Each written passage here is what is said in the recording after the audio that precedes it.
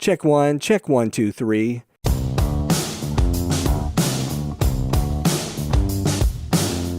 Hey everybody, it's Michael Helms, also known as Michael the Sound Guy, and this is the Location Sound Podcast.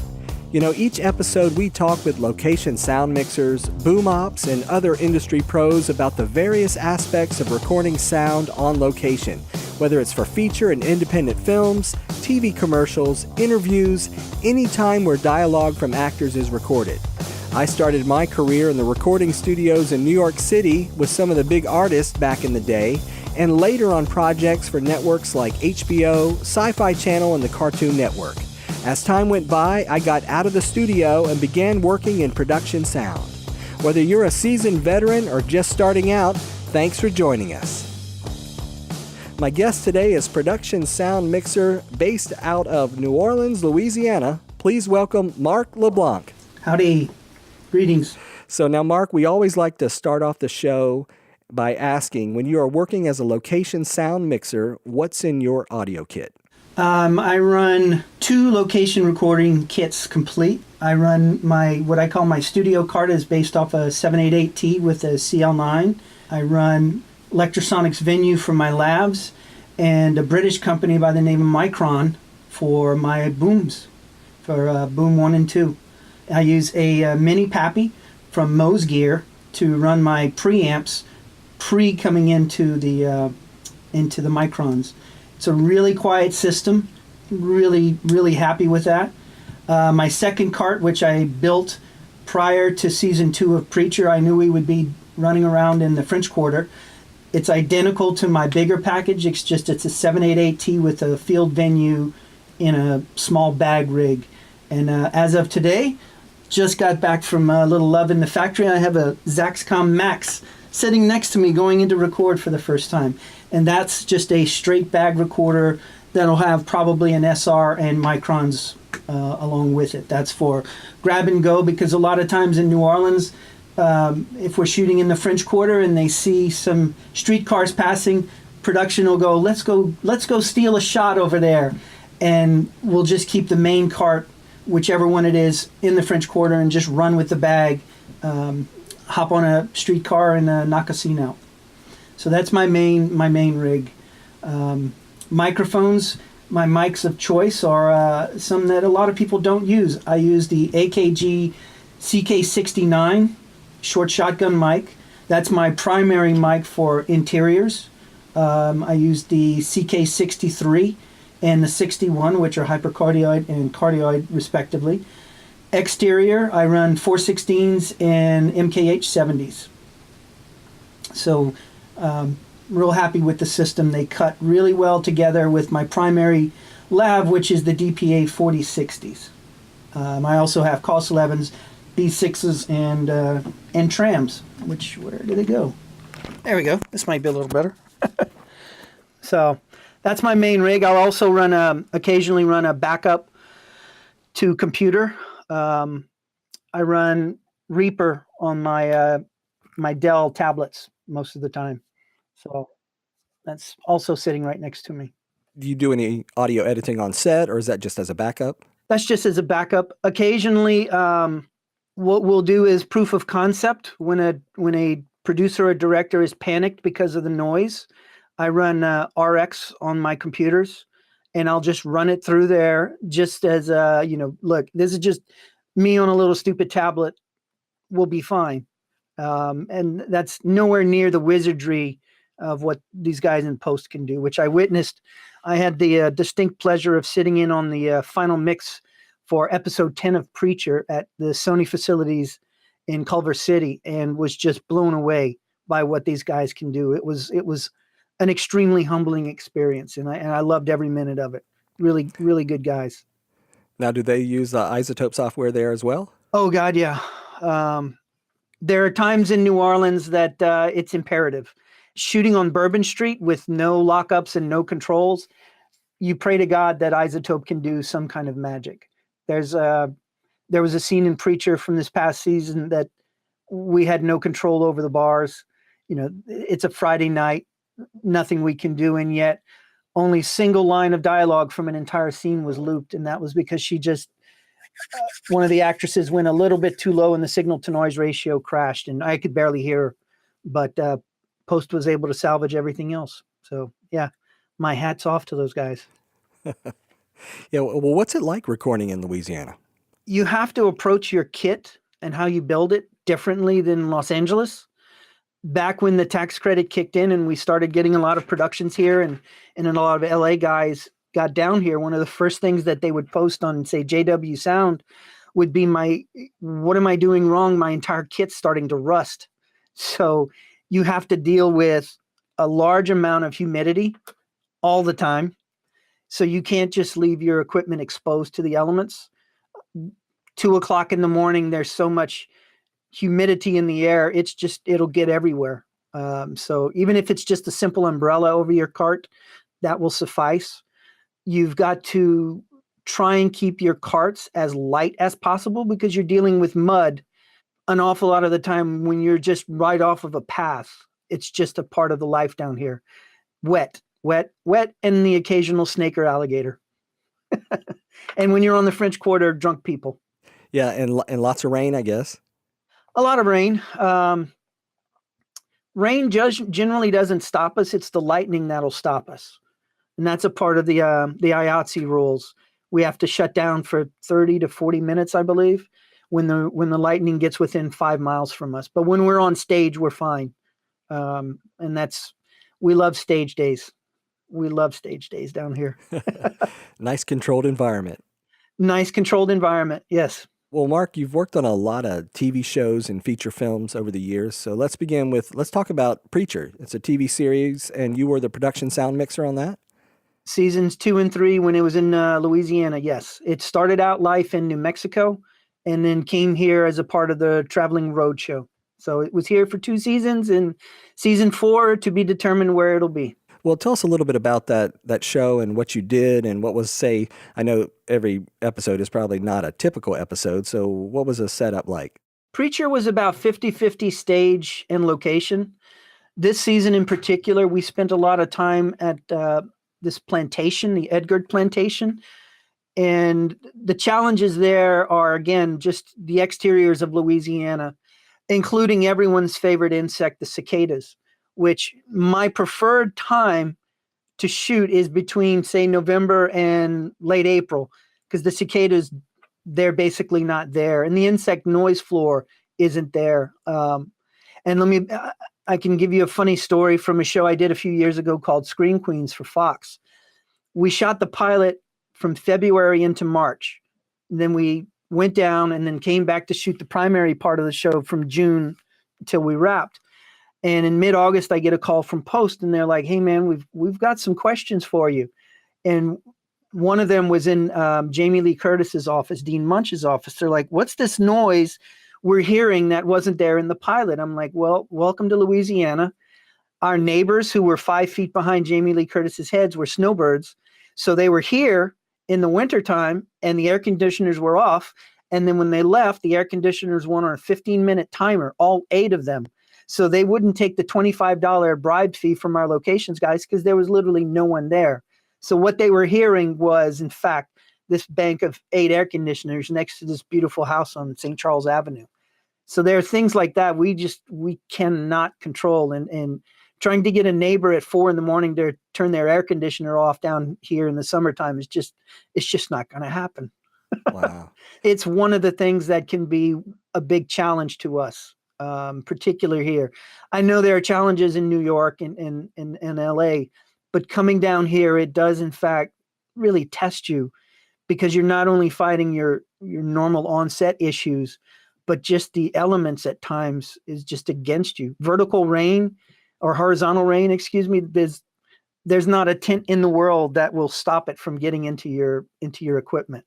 So that and shooting next to the Mississippi River is an extreme challenge for your RF, because if you're in the wrong place and you're in line with where the boats talk to the shore, they will absolutely kill your entire RF spectrum when these guys come into town. They're just blowing RF everywhere. And I did a movie in December We were on the other side of the levee, 2 feet from the Mississippi River, with a big cargo boat coming in. And the antenna was about 2 feet from the actor at 250 milliwatts. And we were still getting a few RF pops, even though the channel was dead open from the electro standpoint. It was just such a broadband hit that that also can be a challenge. That and just space. Shooting in the French Quarter and just in general in New Orleans, the shotgun houses, those small, long shotgun houses that are prominent down in New Orleans, are difficult because they're stacked next to each other. So you can't necessarily move your cart around the back or on the side because that's someone else's house. And that's partially why I built the smaller cart that was the same features as my big cart, specifically to move in and out of these nooks and crannies that tend to happen when we're shooting in that part of the city. Now, on Preacher, I guess there's a lot of special effects and makeup and things like that. Is that a challenge for you? That was an especially big challenge this year for us because we had 2 characters in particular that were a big challenge for us. The first one, his character's name was Allfather. He was in a 75-pound prosthetic fat suit. And we were lucky because he sat most of the time. He played a grossly obese character. And my boom op and utility, Manny and Charlie, came up with a really cool rig with a tram where we were able to mount it in a part of the fat suit that just happened to have a little bit of a crinkle in it. And the lav kind of sat in that depression. And Manny came up with this little rig where he takes a pin and bends the metal, and it creates a little bit of a pocket where the tram doesn't get rubbed on, and it sounded excellent. The other one was a bigger challenge. It was the Satan outfit that when we were first presented 2 or 3 episodes before, we thought this wasn't going to be a big deal. And then he shows up on the day. There was literally no place we could put the lav in any normal place. So my utility, Charlie Moscani, went over to our special effects people and makeup, and we were able to put a B6 along the prosthetics cheekbone line. And on my Instagram account, I have a picture of it. There's a B6 that is in the shot 100% of the time. You just can't see it because it is so small and buried under his cheekbone. It's in the shot. And we hid the transmitter behind his hair, just kind of, I forgot how they did it. They may have clipped something back there for the SM to sit, but those two were extreme challenges. Our big challenge on Preacher is just a lot of low volume to high volume. You know, a lot of screaming, a lot of fighting, a lot of plant mics on that show. A lot of plant mics. Now, with something like that, I did actually see the picture on your Instagram, and I couldn't see the mic. I mean, yeah. it was perfect. You cannot see it. You have to really zoom in, and if you look at where I have a little arrow pointing to, there it is. You'll see just a little bit of a hint of the blip of the B6. Otherwise, it's not there. But we were fortunate. Preacher was a very sound-friendly show, and the boom carried 95% of the show. The boom was there. So really, really good cooperation with our directors, with our producers, and with our camera department. Our biggest issue on the show was actually the Red Cameras fans. Yeah. Just such a pain in the butt with those things. They did their best because the Reds overheating down here is just a part of life. But when it blew the take on Dominic Cooper on a really important scene of his, they figured out 2 things for us that really helped. Number one is if you take a can of compressed air like that and you blow it into the fan of the Reds, you get about 5 minutes before the Red fans go into overdrive, even with all the settings proper. And then you make good friends with the caterers, and they provide dry ice so that when we were exterior and we knew that the cameras were going to get hot, they put dry ice on the top of the camera to keep it from overheating as much as possible. So we had a lot of good cooperation with it. And yeah. Wow. Air can in the vent 5 minutes before the fans go off. So quick action, quick sticks. Yeah, because even with the adaptive mode setting on those fans, you can still hear them. It kills it. We were we were inside on stage, we were exterior. It became a running joke because when the fans would go into overdrive, you could literally it would blow the take. There's nothing we could do. Everybody would just throw their hands up and we go, oh, a red moment. So it's luckily I haven't shot with it. We're shooting this new show on a Sony camera. It's the new one, and the name escapes me, but it's their new 6K camera. It looks like the F55, which I've shot with before. And it's a dead quiet camera, so I'm kind of looking forward to that. Something a little bit less challenging than the Red. Okay. Now you talked a little bit about dialogue that's quiet and loud, and how do you handle that usually? Do you split it up on a couple tracks? No, I approached it early on in my career. I did a lot of whisper, scream, whisper Sci-Fi Channel movies, and the way I approached it was I bought a Sound Devices MM1, and that gave me a lot of confidence that when it would hit that limiter on the MM1 during the screams, that I was able to hold the same gain level on it so that if it was a whisper, I wouldn't have a lot of hiss. So the MM1 is amazing for a lot of guys that do the whisper, scream, whisper routine. It was just better than any of the preamps on any of the wireless systems that I was using at the time. And I tried a bunch of different ones. Just nothing could compare to how that sounded. And then I think about halfway through Preacher, we cut over to the Pappy, the mini Pappy from Moe's Gear. Much, much smaller, really nice sound. It sounded like it had a little bit tighter bass end and a nice little crisp midsection. And looking forward to putting it through its paces on this upcoming show. So I see you also worked on Logan. You did a second unit sound in that. Tell us a little bit about that project. Logan was fun. My friend and mentor, Mr. Paul Ledford, asked me to come do second unit and basically cleaned up all of the action here in Louisiana as much as possible. So his unit would handle all the dialogue and as much of the stunts as possible, and handed off all the main second unit stunt stuff to my unit. Things like fights. There was a few car chases we were involved with. I never recorded any dialogue, nothing but sound effects, but it was still good fun. I was shocked the day that we had a motorcycle chase scene, or they were using a motorcycle as a camera platform, and it was electric. And I've never seen something move as fast as that motorcycle when it took off from base camp to head to the shot. It was dead quiet, and it was amazingly fast. And I think in 50 years, when all cars are electric, the production sound mixers then won't know what our struggle is when a set of Harley Davidsons come down the street. They will have no idea what life was like for us. But Logan was good fun. Stunt units are always fun. It's I call second unit same great pay but half the calories. So that's good fun. I've enjoyed it. I've done second unit with Mr. Ledford a few times. Fantastic Four and Logan being the most outstanding. Okay. And I see also you did G.I. Joe Retaliation. I did a few pickup days on that. They came back and reshot a few scenes, and I was able to hop on first unit on that. So that was my first real taste of what a big show felt like. That was a lot of fun. Seeing The Rock standing next to your cart is pretty fun. It's you get a kick out of that. So any fun experiences at that time? A story you could tell about being on set there? Not so much. Because it was pickup days, we were in a rush.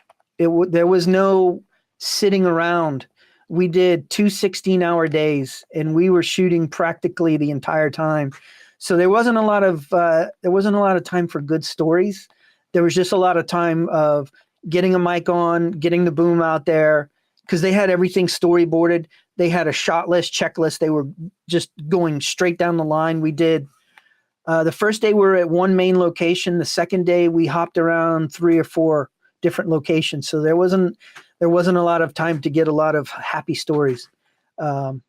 Yeah, but it was fun to be on that show because at that point in my career, I had been doing mostly Sci-Fi Channel and small budget shows. Okay. Now, with something like that has a lot of action, a lot of movement going on, do you have any like tips on miking people up with lav mics? Butyl.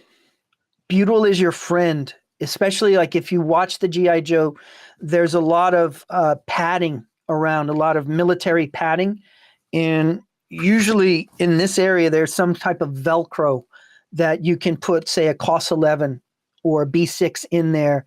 And the Velcro will pretty much keep it in place if you put the little loop in there. But if you put butyl around the lav and just kind of smash it in there, you'll get no issues with rustling. It was perfect. It's similar to the idea of taking a pin and hollowing out the end of the pin and putting it in a cop right there. It's just you're giving the lav as much air as possible.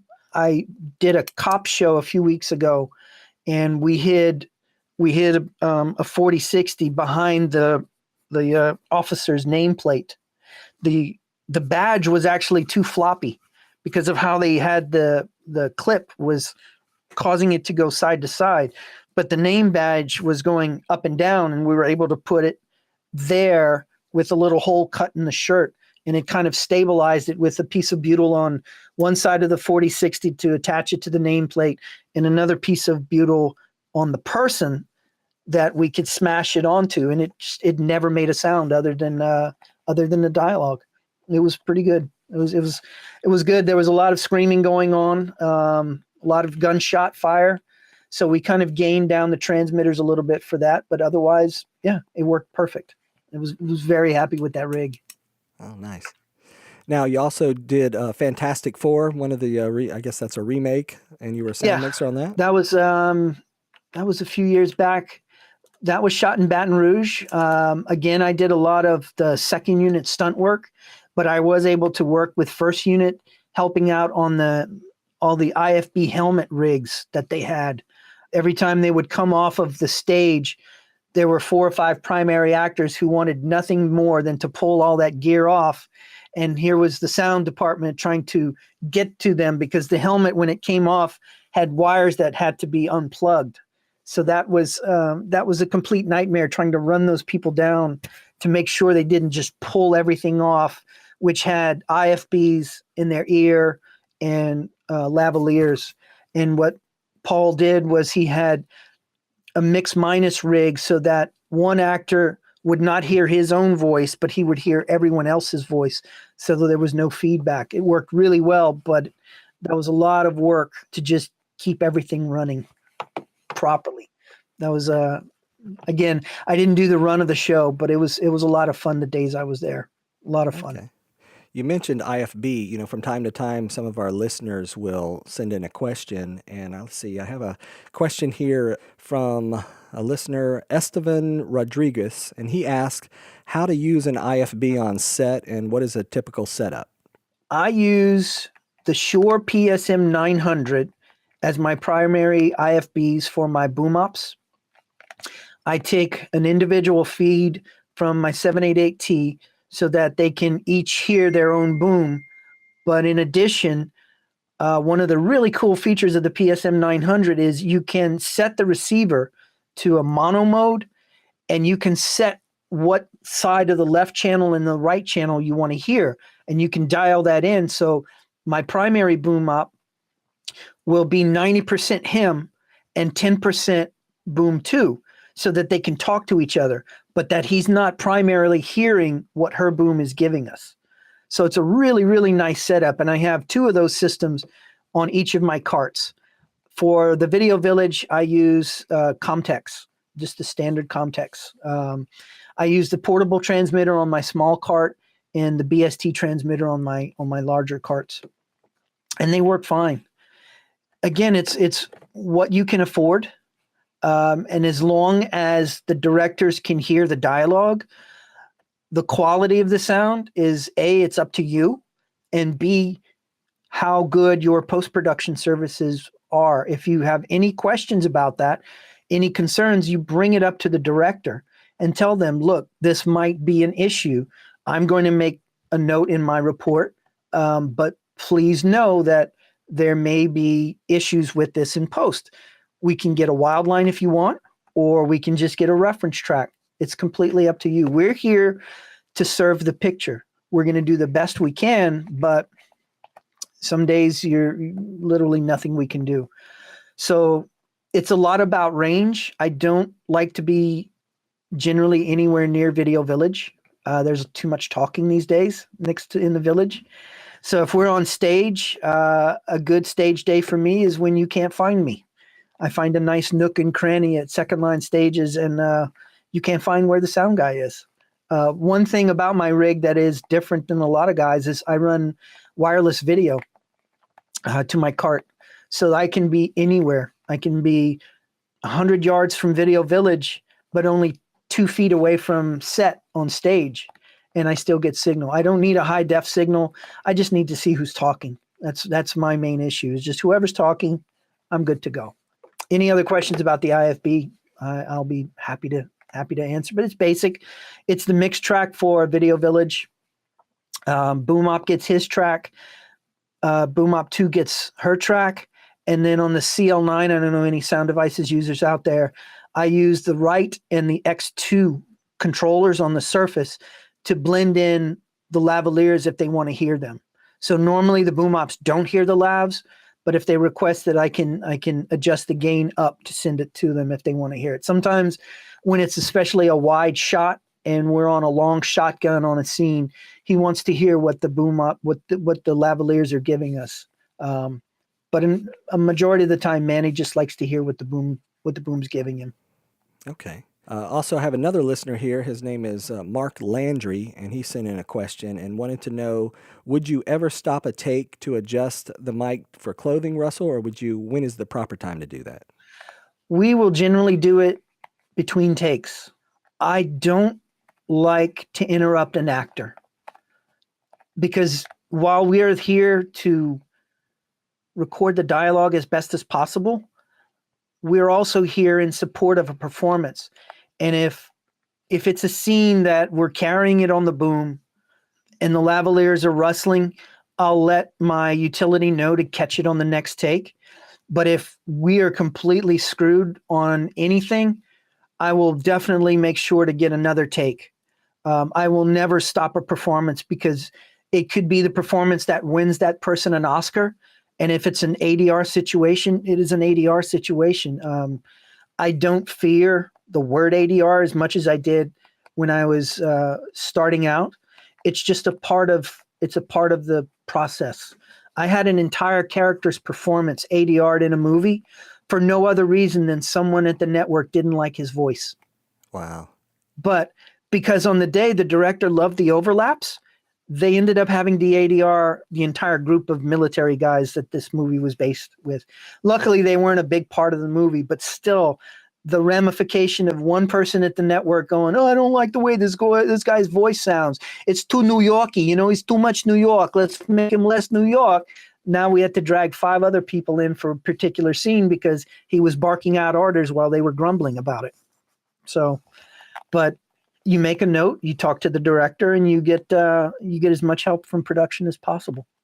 So I never bust a take unless, if the boom goes down, I will tell the boom up, we've got problems. But in general, I try not to interrupt our actors, especially on Preacher. This season, there were a lot of intense scenes, and you just let it go. You got to let them get their performance out and ask for another take, because there's rare a time that an actor will say no to another take. A producer might and a director might, but I've really never met an actor that say, "No, I'm totally fine. Let's move on." That's good. Yeah, and I look at it too. A lot of times those scenes are cut together with multiple takes, and even though the ending of the take was bad, the first part is still good, and yes. So there's parts and pieces that they can put together. So yes, agreed. And speaking of ADR, years ago I worked on a commercial, and at the end, the client didn't like the voice of the actress. And so we actually had another voiceover come in and we replaced her whole voice. I felt so bad for her, and it looked good, and they were really happy with it. And but I was just like, wow, I'd never had that before. So Now I do hardline a lot more than a lot of my contemporaries in the area. We learned that on Scream Queens, especially on the pilot when Ryan Murphy was directing. There was a scene where all 8 of our Kappa pledges and sorority members come running into a scene, scream their heads off, and then deliver dialogue. And what we did for something like that is we took a stereo bar, just a little stereo bar I got off of eBay somewhere some many years ago. It was just literally sitting in my kit. We hardlined an SM57, and then our normal shotgun mic was at its normal volume. And when the girls came in, fader down on the boom, bring up the 57, they screamed their lungs off. It didn't clip. Brought it down, brought the boom back up for the dialogue, and just a quick little note to post. And that's if you happen to know Scream Queens and watch that particular scene, the scene starts off with an SM57 and cuts over to the boom. And we did that an awful lot on that show, especially there was another scene in the pilot where Niecy Nash is in a car screaming her lungs out. And that was probably the lowest setting I've ever had on my 788T, a 57 hardlined into the mic level, and I was at 15, and I was still running at about -20 when she screamed the dialogue out. wow. So, yeah, I'll still hardline an awful lot when it's something that loud. It doesn't matter how good my preamps are. It just couldn't take it, which I would love to be able to test the Never clip on a Zaxcom. I haven't tested that yet. Looking forward to it. All right, so you also worked on American Made with Tom Cruise, and that was in Louisiana as well, or some scenes? Yes, sir. They did a few weeks of shooting here. Primarily, they shot, it was either in Florida and definitely down in South America. And we did a week with Mr. Cruise down here. It was about the same time he did the second Jack Reacher show. So he did a day where he split with us, and we were shooting other actors, and then we had him for a few days. And that's an intense experience working with Tom Cruise. That was, you take your A game and you add some to it, because the man comes to set ready to work. It was probably one of the best experiences of watching someone professional, ready to come to set. He was in his wardrobe. He walked on set and wanted to be shooting.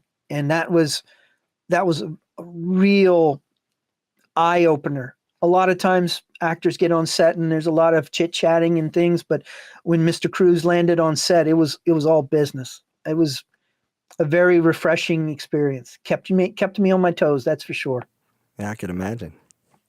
All right, I got one last question here from a listener. His name is John Bradley, and he's run into some situations lately where he is recording audio for multiple cameras at the same time, but they're not filming.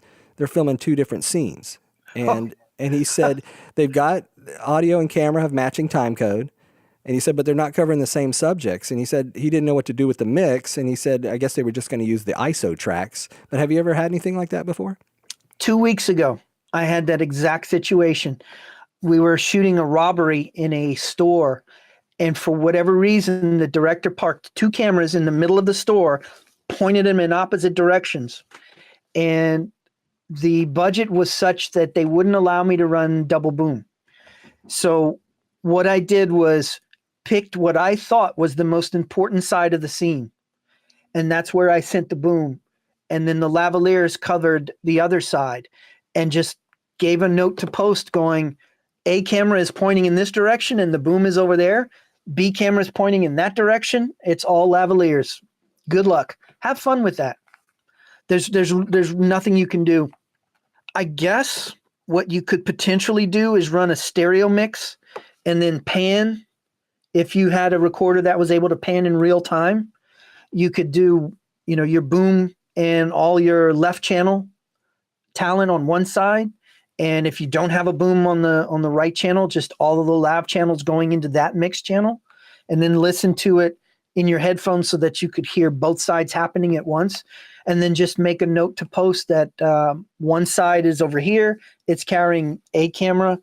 This mix track is handling everything on this side. This season of Preacher, we did do something interesting that they wanted to shoot both sides of a conversation at the same time on two separate stages. And we were able to accomplish that. I had my main rig was with me on stage one with my normal boom op Manny. And I had Charlie with my second rig run to the other stage with just a cable running back and forth between the two stages.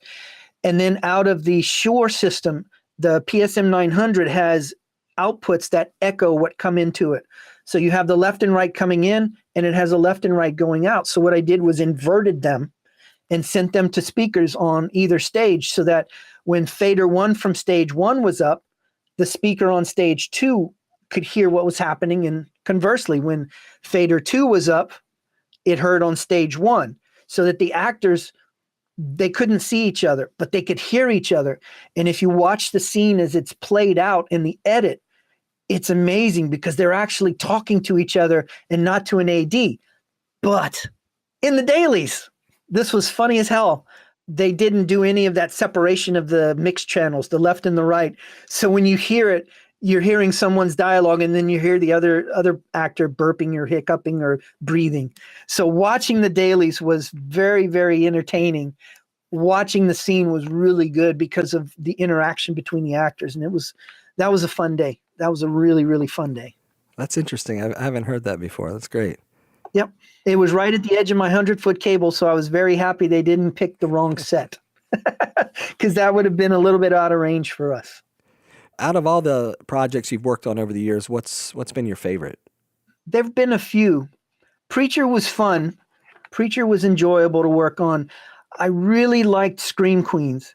Scream Queens was fun because it was a new show. The cast was amazing. The main Kappa set was a $5 million build. And that in and of itself was a lot of fun, but it was a huge challenge. I also enjoyed my time on American Horror Story, the fourth season that was down here. I did the double up units, which we ended up doing almost 40 days of full unit work, where my unit would start the first 10 scenes of an episode.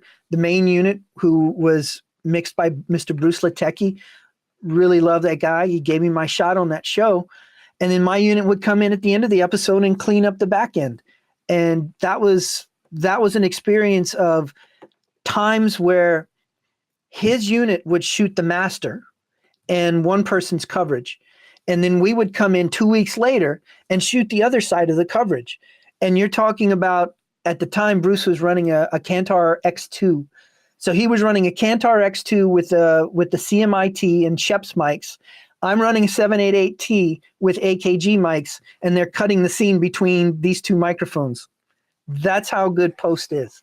You could watch the scene and you couldn't tell. But working for Ryan Murphy in and of itself is, he hates ADR, and his was the first show that everyone in the production knew you are not going to do wide and tights. That just ain't happening. The boom's going to be in there and you're going to get your coverage. Now, we would start with a 16 mil and a 20 mil on the two cameras, but then we would start marching in for coverage until we got to the normal coverage. And the first day Ryan showed up on our set, instead of looking at how beautiful it was, his words were, am I screwed for sound, because of how poor the acoustics were in that set. So it's a lot of fun working for him. A lot of fun. But you bring your A game, but you also know that the AD staff has your back, and that the camera guys know that wides and tights just aren't going to happen. At least the shows we worked with him on. So that was the first time I really felt that production had our backs, that we weren't just going to be hung out to dry, which was a relief, because the show I did 2 weeks before that was all wides and tights, and it was just misery, just misery. So I just hate that. They're shooting wides and tights at the same time, basically, right? Yeah, just, you stick 100 mil on someone's close up here, and then you put a 35 mil catching the wide, and the boom can't be in the shot. So it's all lavaliers. And I'll mention it to the directors, and I go, I hope you like your movie to sound like a reality TV show, because that's what you're going to get. They're like, don't you have lavaliers? I'm like, yeah, I do, but they don't sound as good as my booms, you know? Sometimes it's good to just run one camera. Sometimes, yeah, 3 or 4 cameras. I worked on a police show for a few days that had 5 cameras running. It was all lavaliers. 2 on sticks, a Steadicam, and then some GoPros. I think the boom was in Texas for a few of those shots. So that was a complete lav show. So that's where you grab your bag, you find a nice corner somewhere, and collect a paycheck. Just make sure your ISO tracks are fine, because the boom's not getting anywhere near that scene at all. Now, we always have to ask, what was your worst on-set experience? You don't have to use any names. Ooh. It's a combination of worst and scariest, if that's okay. Okay, sure. We're shooting a movie in 3D in the middle of summer at Angola Prison. It's a maximum security federal prison here in the state of Louisiana. Now, one thing that differentiates Angola from every other prison in America, it's not a classic Shawshank Redemption. You don't drive up and there's a prison. It's 18 square miles of a prison with camps, individual camps spread out all over. And each of the designated camps are for different types of prisoners. We happened to be shooting in the camp that was the designated area that if you get kicked out of this prison and you go to a different camp, you're in lockdown. You're in maximum solitary confinement. So we were with a group of really not the most savory of prisoners. And we were moving from one set to the next when an alarm goes off. The guards immediately lurch into action, and they shove all of us into a locked down church area. So there's a little bit of a fence area, and we are literally locked in the church as you hear all of this yelling and rustling going on outside of us. And when you're inside of the prison in Angola, when those 2 gates close behind you, you feel it. It's an intense, like, you're trapped. But now we're also trapped inside of an area that was 30 feet, which the guards love to tell the story. The last time there was a big riot at Angola Prison, someone was killed in a library that was about 30 feet to our right. So that day was not only scary, but the first time I really felt kind of endangered. So that's not one of our top days on set. I can say that was definitely not one of my top days on set. A few other times shooting on a boat. We're coming back from shooting, and the boat I was on was towing another boat in the Atchafalaya Basin. We come around a corner and we encounter a water spigot, basically a tornado on the water coming right at us. But the boat we're pulling with our talent on it has no working motor. And we're barely chugging along, and this stupid thing's coming at us. There was a lot of yelling in that, yelling and screaming to get out. Luckily, it dissipated. But that was just another time of like, oh my God, what am I doing? So a lot of that kind of stuff. Equipment failure. I've had my equipment go down right in the middle of the take.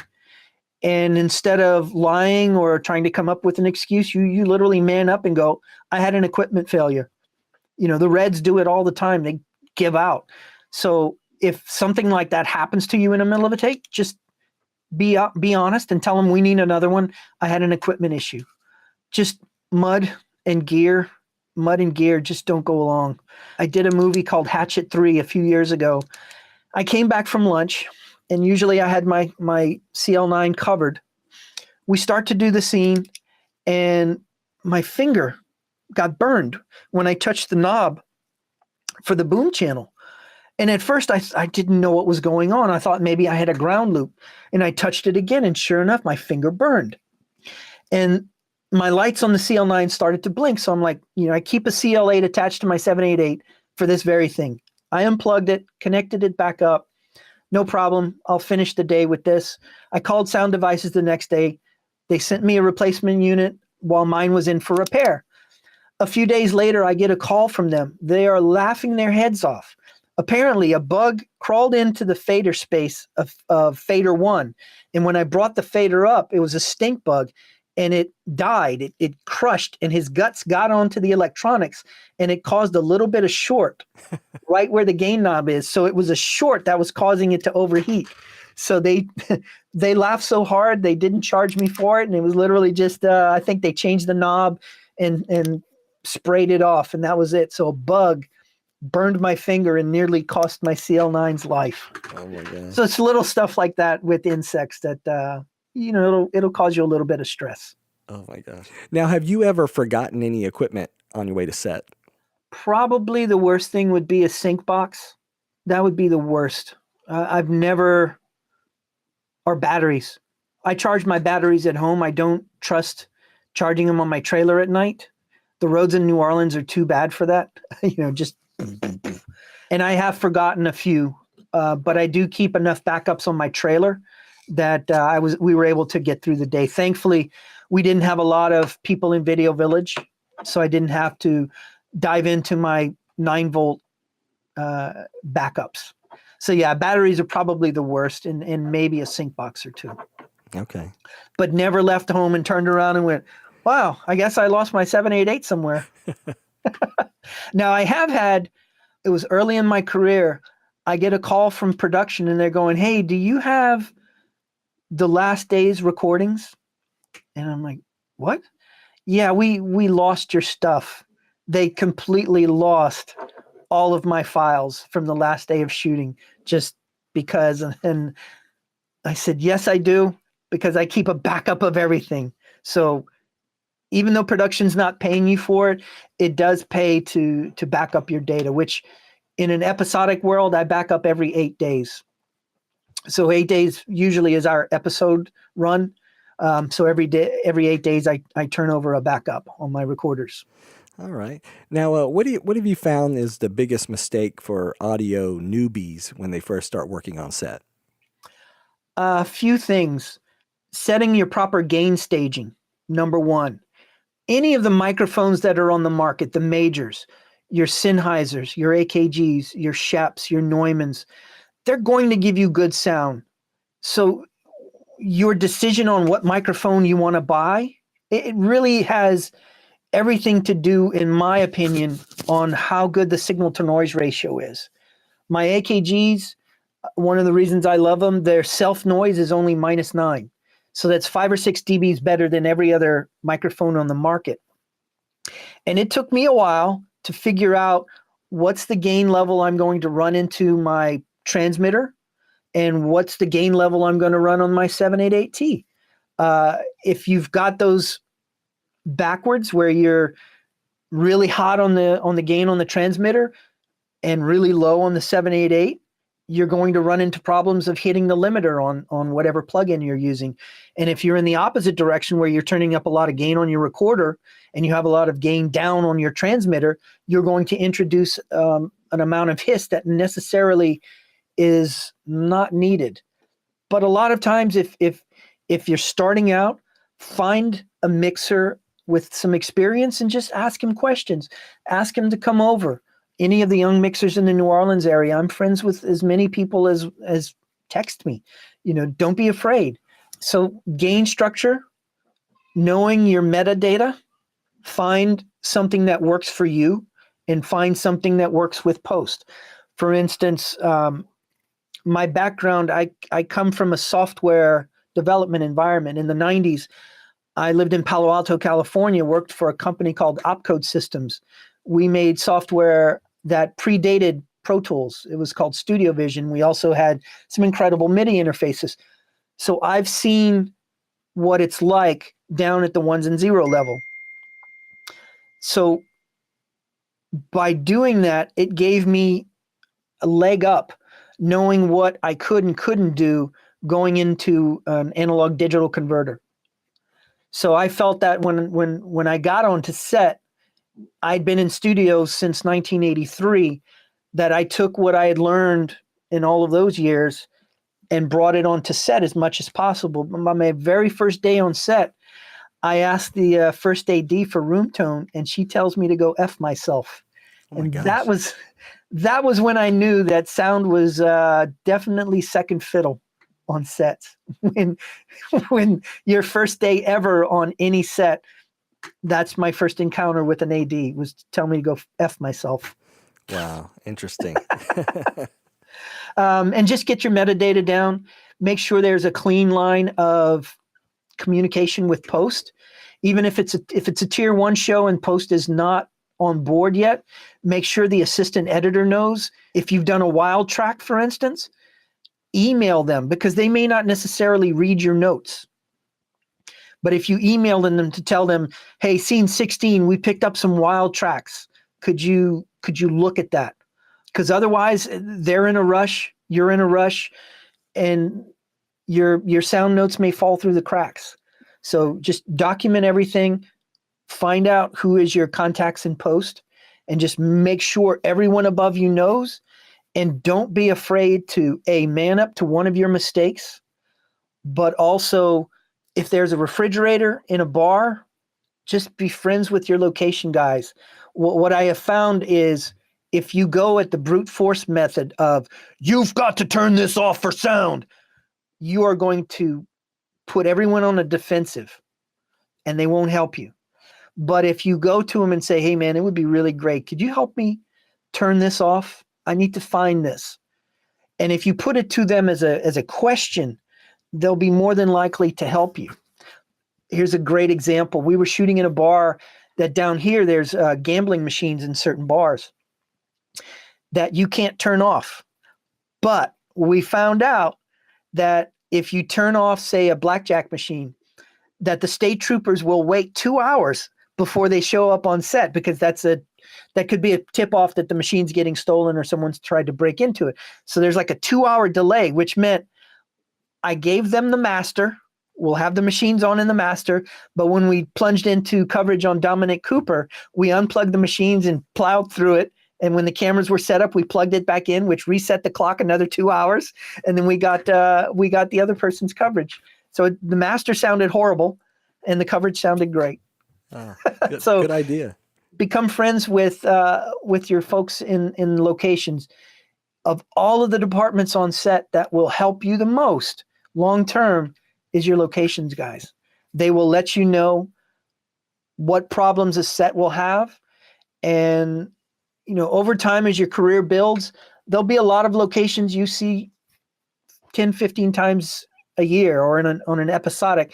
You'll see it through just the show. And your locations guys, very good friends to have. Very good friends to have. And down here, I bring some smoked boudin from the Best Stop. It's a little place in Scott, Louisiana, and that I guarantee you will get your locations and your transpo friends on your side. A little boudin doesn't hurt. Okay. So how has the business changed since you started? Oh, wow. Less experienced directors. That's been the biggest issue that I've seen. Directors that, from what I can see, have never been on set, or they did 1 or 2 shorts, and then they're given an opportunity, and they don't realize the gift that they've been given. And they'll blow 15 takes on a master of a car driving up with no dialogue. Just 2 cars, just a car driving up, them getting out, walking off frame. So that's a 5-minute scene with a 15-minute reset. So we've just wasted 4 hours for 2 actors to walk into a scene with 7 pages of dialogue to cover. And they waste their time on these masters. And when I first started, it was still film. And what I miss most about film was the sense that money was being spent, that what we were doing meant something, because you were spending money when that little thing was whirling. And when digital hit, one of the things that changed that I really hate is these stupid reset to go to ones. Reset, go to 1, reset, go to 1. And when the boom is 18 feet out on an MKH-70, it's going to dip into frame when you reset going to 1 on a 7-minute scene 4 times. Sorry. Film, that just didn't happen. Quick action, quick sticks. Boom! Cut. That's the other thing. Nobody else cut anymore. It's like this nebulous thing, like, did we cut? I don't know. Oh, well, the red button's still on. A camera's still rolling, the B camera's not. So it's almost the protocol on set for me has changed because people think it's digital. You've got all the time in the world and you're not spending any money. But what you are doing is you're hurting your project, because this is what sells most movies. It's the action here. Imagine the moment in The Godfather when Michael Corleone turns to the dark side, we'll say, and he's like, and I'll kill them both, when the camera does that slow push in. Imagine if that was on a wide. Like, it wouldn't have had the impact. The impact is here. This is why you're paying the actors. The wides, that's the stunt guys and the doubles. You know, just a car drives up 2 times. Let's go into the 7 pages of dialogue, guys. Let's knock that out. So those have been the biggest changes. Equipment wise, not too much changes. Just still some UPMs think that I'm still running a Nagger with a boom, and that's it.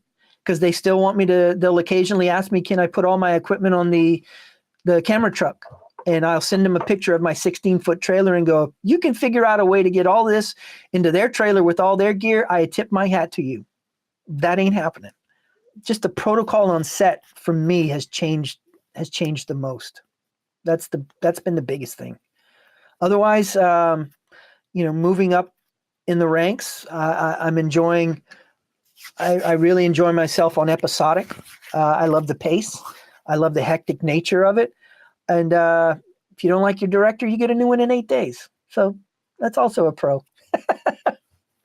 But most of the directors on TV, they're seasoned guys and gals, and they know what they need. They know how to get in and out of acts. They know how to get in and out of commercials. And there's not a lot of wiggle room.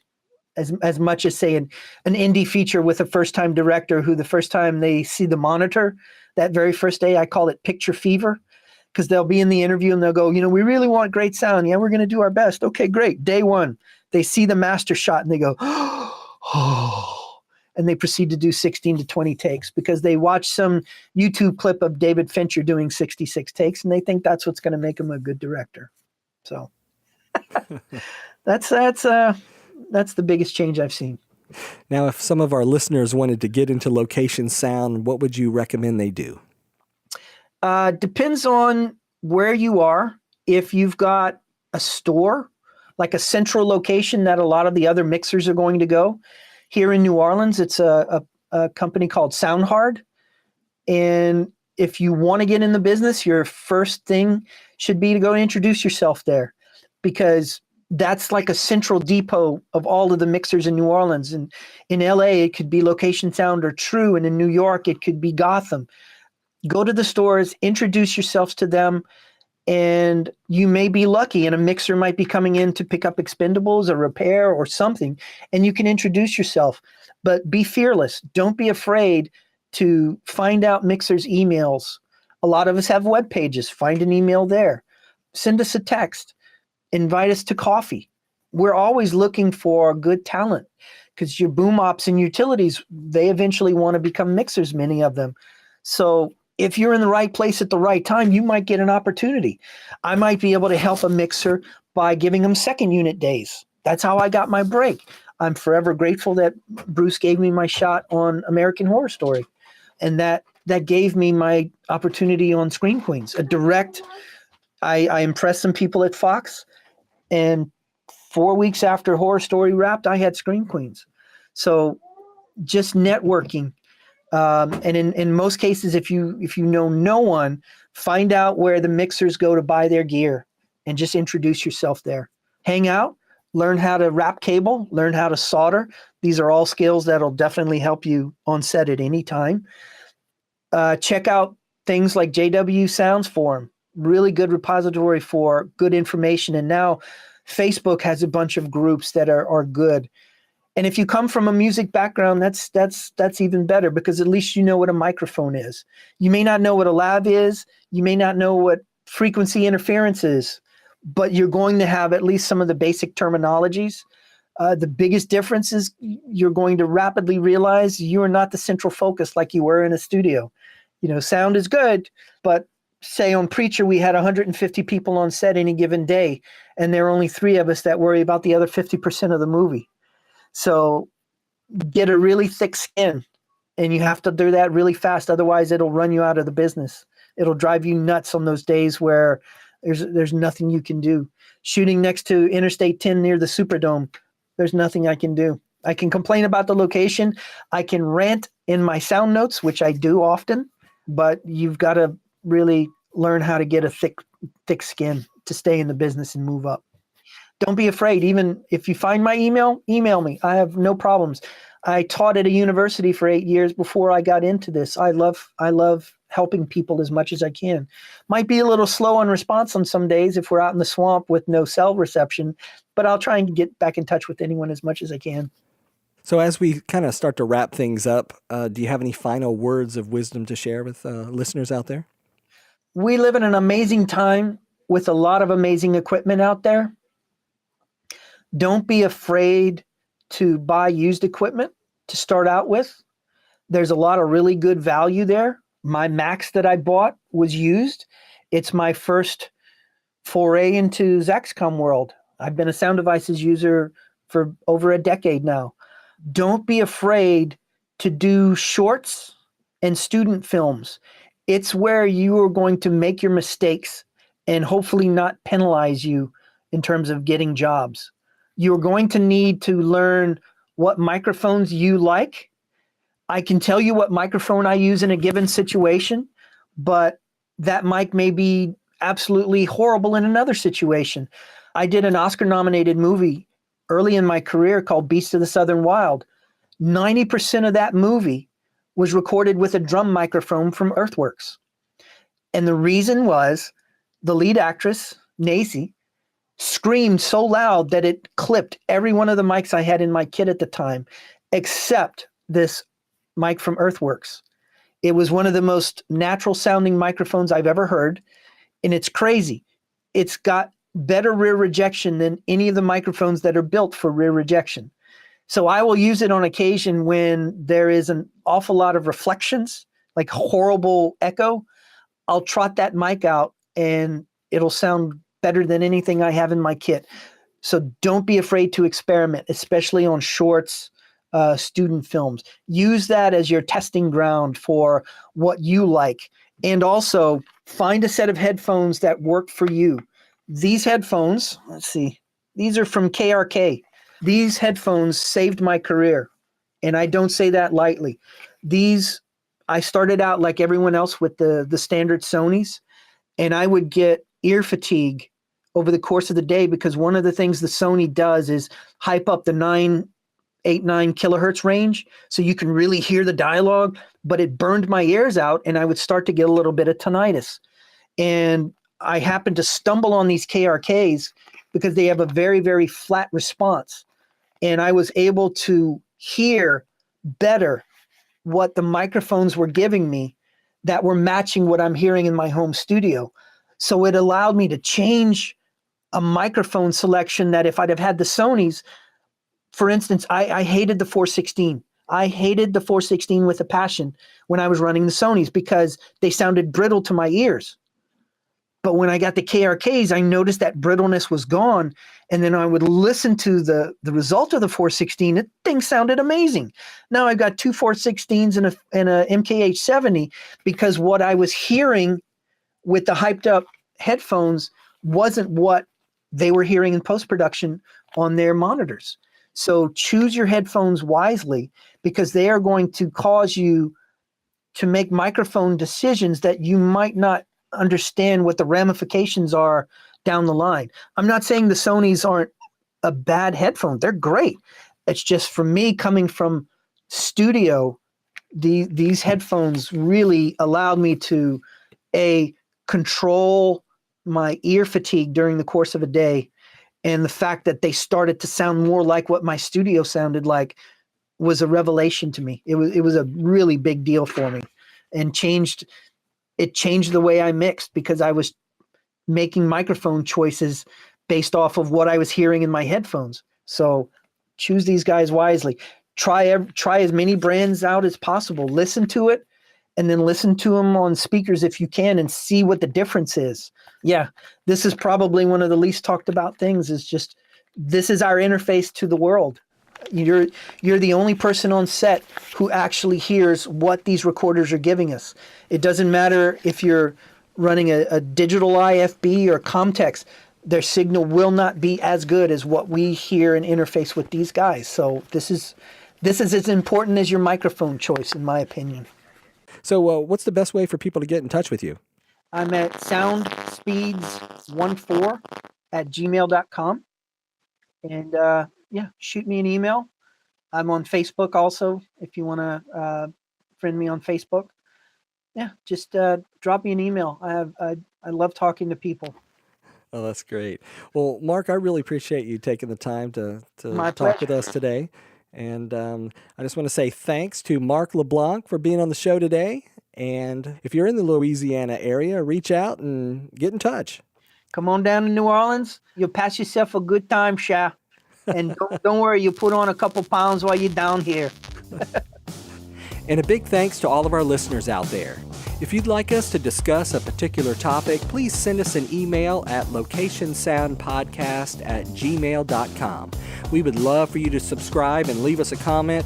We're available on Apple Podcasts, and for Android users, check out Google Podcasts.